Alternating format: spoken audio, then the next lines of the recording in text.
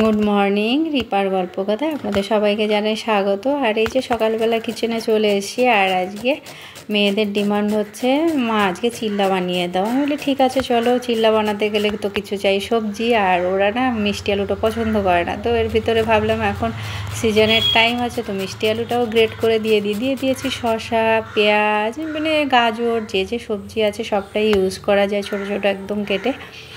আর এর ভিতরে আমি একটা আলু দিয়ে দেবো পুরো কারি পাতা, বেশ কিছুটা কারি পাতা দিয়ে এর ভিতরে আমি দিয়ে দেবো মৌরি, কালো গোলমরিচের গুঁড়ো, লবণ, একটু হলুদ, লঙ্কা খেলে লঙ্কা, তারপরে আর এর ভিতরে ধনেপাতা চাইলে ওটা অ্যাড করা যায়। আমি এটা আটা দেবো, আর দেবো হচ্ছে গিয়ে একটুখানি ছাতু, ওই যে ছোলার ছাতু যেটা হয় পাড়ায় নিয়ে ঘুরতে বেরোয়, ওই ছাতু আমি একটু দিয়ে এটাকে ভালো করে। আর এর ভিতরে আমি একটু তিলও অ্যাড করে দিয়েছি, এখন যেহেতু ঠান্ডা পড়ছে না, একটু তিলটাও অ্যাড করে দেওয়ার চেষ্টা করি বিভিন্ন ধরনের খাবারের ভিতরে। আর এই যে আমার চিল্লা কিন্তু রেডি, আর এর সঙ্গে শুধু একটু সস দিলেই ওরা খেয়ে নেবে।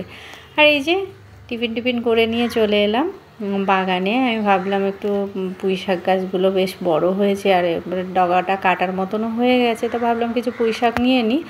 কারণ দেখছি পুঁই শাকে না জানেন তো ফুলও চলে এসছে, কেন কে জানি এত তাড়াতাড়ি হয় কি জানা নেই, তো দেখছি ফুল চলে এসছে। আমি বলি না এখন কেটে নিই, না হলে ফুলও বড় হতে শুরু করে দেবে, তখন আবার সমস্যা হয়ে যাবে, ফুলই তুলতে হবে তখন। তো যাকে এই যে পুঁই শাক নিয়ে এলাম বেশ কিছুটা, একদম তরতাজা ফ্রেশ পুঁই শাক।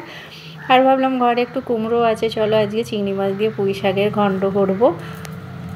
চচ্চড়ি বলে, কেউ ঘন্ট বলে, যে যেমন বলে। তো পাতাগুলো কিন্তু ভীষণ ফ্রেশ, আর কিছু বুড়ো পাতাও তুলে এনেছি, পরে এক সময় দেখি বড়া করে দেবো। ওরা খেতে ভীষণ ভালোবাসে পুঁই শাক পাতার বড়া। আপনারা কে পছন্দ করেন অবশ্যই জানাবেন কিন্তু।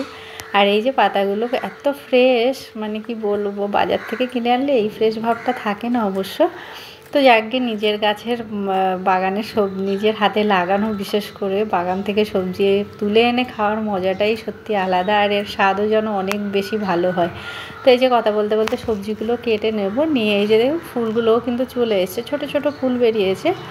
এবারে এগুলো এরপরে হয়তো বাজারেও উঠবে আস্তে আস্তে, এই টাইমেই বোধহয় হয়, আমার ঠিক আইডিয়া নেই। তো এবারে এই যে কুমড়ো পুঁই শাকটা কেটে নেবো, আর এদিকে কিন্তু আমি রান্নাটা করেও নিয়েছি কমপ্লিট। এই যে কুমড়ো পুঁই শাকের চচ্চড়ি হয়েও গেছে, আর খেতেও কিন্তু দারুণ হয়েছিল। তো এই